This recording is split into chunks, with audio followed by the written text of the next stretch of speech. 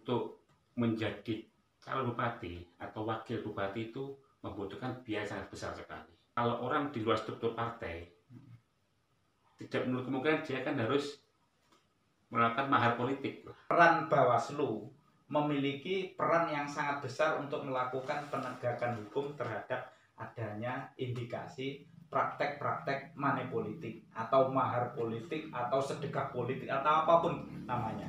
Partai politik harus memulai dirinya dari dirinya sendiri. Ya, kita biasakan, kita tradisikan, kita bangun pencalonan itu dari dalam. Nah, bahkan punya uang pun belum tentu jadi kan gitu kan masalahnya. Kalau jalannya salah. Kalau jalannya yang salah. Maka di sini ada satu yang beringat. Jadi berpolitik itu desain kualitas, kapabilitas, integritas, juga harus punya isi tas yang gitu. Assalamualaikum warahmatullahi wabarakatuh. Terima kasih teman-teman atas tontonannya YouTube kami di Basa Basi Coy. Saya Dulwesta. Saat ini saya bersama Kang Suripto. Saya sih manggilnya Kang Suripto karena memang kita sudah lama ya Mas ya. Yeah.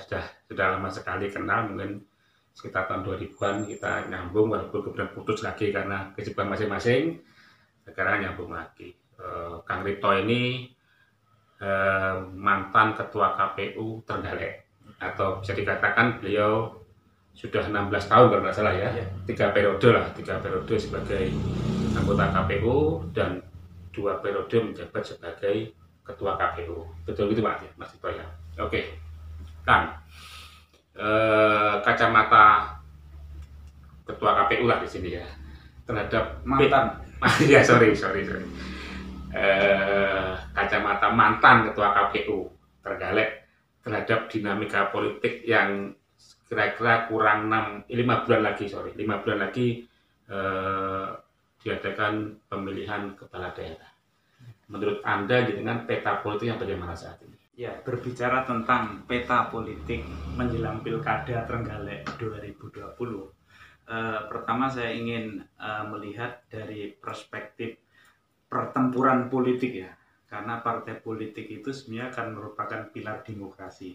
Yang mau tidak mau, pilar demokrasi itu adalah partai-partai. Disinilah partai politik memegang peran yang sangat penting untuk menentukan bagaimana Trenggalek ke depan itu tergantung pada partai politik.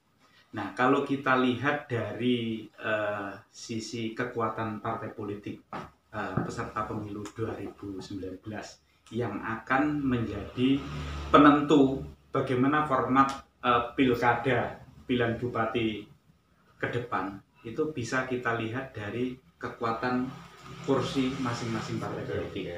Jadi dari 45 partai politik yang ada di Trenggalek peserta pemilu, 45 kursi ya. 45 kursi partai politik di Trenggalek itu komposisinya adalah PKB menempati posisi yang pertama karena dia memiliki 11 kursi. Artinya PKB ini merupakan the ruling partai. Nah, sebagai pemenang partai politik yang saya harapkan itu bisa menjadi satu kekuatan tersendiri untuk bisa mengusung kader terbaiknya untuk menjadi calon bupati. Karena sebagai pemenang politik, pemenang pemilu.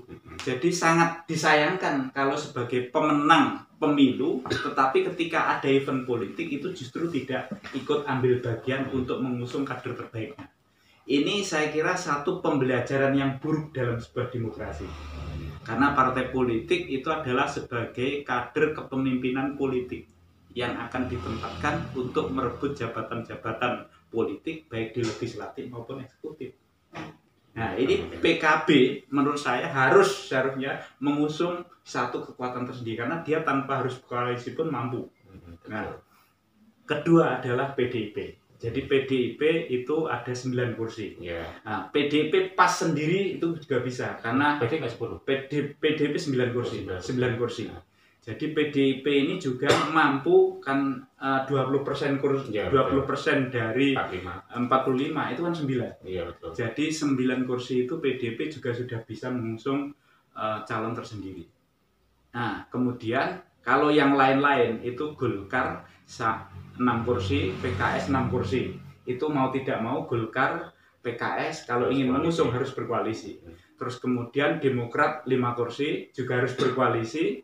Kemudian Gerindra 3 kursi, Hanura sama PAN masing-masing 2 kursi, dan P3 1 kursi. Jadi 45.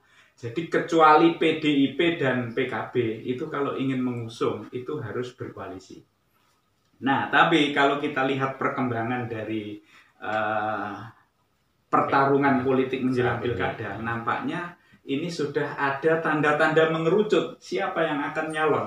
Meskipun dulu PKB sempat membuka pendaftaran yang ramai diikuti, tetapi sampai saat ini nampaknya hasilnya belum ada kepastian apakah jadi mengusung sendiri atau tidak. Dan kecenderungannya nampaknya akan ada kecenderungan untuk bergabung dengan PDIP, dengan PDIP merah sama hijau. Merah sama hijau. Maka pilkada di Trenggalek kalau kita lihat dari sini, istilahnya kalau PDIP sama PKB bersatu, ya secara kekuatan politik jadi sudah selesai berdasarkan perolehannya sebetulnya. Game over lah. Ya, game over. Termasuk juga partai-partai yang lain pun nampaknya kecenderungannya sekarang sudah mulai akan merapat kepada Gus Ipin. Ya, kepada Gus Ipin. Termasuk juga di sini dua partai misalnya Hanura sama PAN itu pasti. Saya bisa memastikan kayaknya kecenderungannya itu ke sana. Karena kalau melihat kalkulasi politik nampaknya ya mendukung itu kan mencari yang menang. Kan gitu pasti ya. Kecenderungan seperti itu. P3, saya bisa memastikan P3 tidak mungkin tidak bergabung dengan Gus Ipin. Itu pasti kali itu. Sudah bisa memastikan. Ya.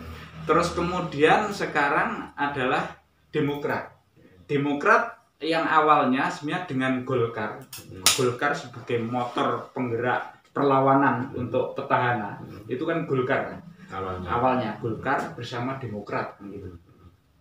Tapi dalam perkembangannya itu nampaknya sekarang sudah lemes ya.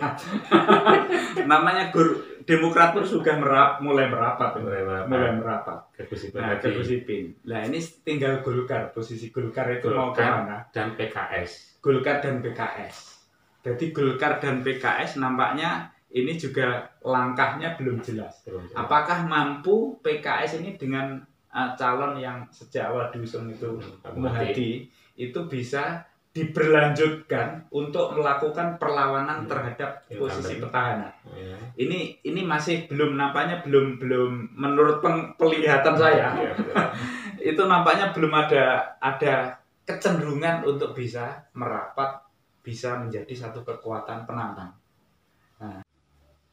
Mas Victor, dari yang Anda jelentarkan tadi, saya menangkap kayaknya kok ada calon tunggal aja di Pilkada Trenggalek 2020 ini. Ya, saya melihat kecenderungannya Pilkada di Trenggalek itu mengarah kepada calon tunggal. Karena kalau seperti yang saya katakan tadi, istilahnya sekarang itu istilahnya Ipin itu berada dalam posisi di atas angin. Karena dia dari sisi partainya sendiri, tanpa ada partai lain yang bergabung pun, dia sudah bisa mengusung sendiri. Nah, kemudian yang paling menentukan sebenarnya sikap PKB. Nampaknya PKB yang pada awalnya mengusung top dan awalnya Totok, tetapi calonnya belum ada wakilnya. Kemudian Ponco itu merapat. Tapi nampaknya sekarang juga mulai mendingin. Karena ada sebuah rumor dan nampaknya menjadi satu kepastian. Hadirnya Sah Nata Negara ini nampaknya sudah memporak-porandakan peta politik dan koalisi yang ada. Nah, sehingga kalau Sah Nata Negara ini menjadi wakilnya Ipin, meskipun tidak direstui PKB misalkan, Karena PKB kalau berita terakhir itu kan menawarkan calon wakil tersendiri. Ini artinya kan PKB memang berkeinginan berkoalisi dengan PDIP. Walaupun yang disodorkan lain. Nah, sementara nampaknya dari Nata Negara ini PDIP sudah fit merekom menurut Nata Negara. Nah, yang itu juga mau tidak mau meskipun itu tidak direstui PKB misalnya, karena dari balihonya itu gambarnya PKB ditutup ya. Dia adalah representasi dari anggota DPR yang berangkat dari PKB. Ya, ini saya kira dibuka atau ditutup pun orang tetap tahu bahwa itu bagian dari kader PKB. Ya.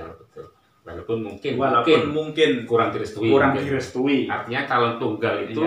Nah, kalau begitu ini apakah kemajuan atau kemudian demokrasi di Trenggalek? Menurut saya ini semacam pseudo demokrasi yang semu dan menjadi tidak menarik menurut saya kalau sampai terjadi calon tunggal. Karena apa? Partai politik itu kan sebagai pilar demokrasi yang memiliki tugas utama adalah melakukan misi pendidikan politik secara terstruktur, berjenjang, dan berkelanjutan. Sehingga sebagai kader penyedia stok kader kepemimpinan politik, dia harus menyampaikan stok kepemimpinan politiknya ketika ada event-event politik. Kalau ada event-event politik seperti ini, partai politik tidak ambil bagian dalam memperebutkan jabatan politik, artinya untuk apa berpartai? Karena fungsi partai itu adalah untuk menyiapkan kader kepemimpinan politiknya dalam menduduki jabatan-jabatan politik.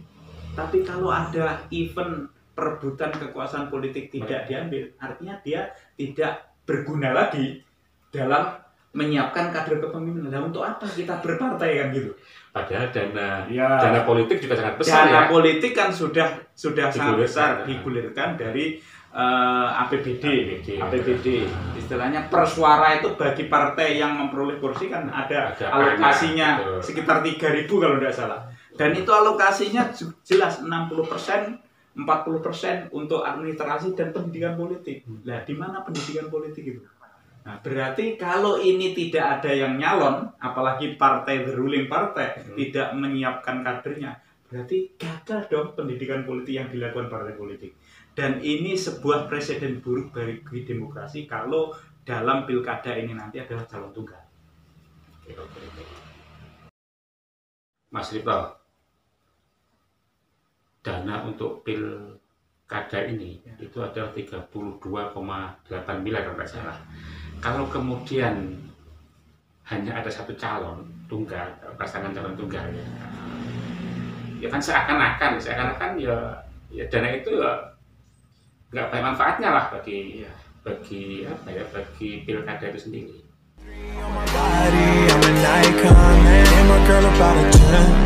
I should fuck her in the Benz.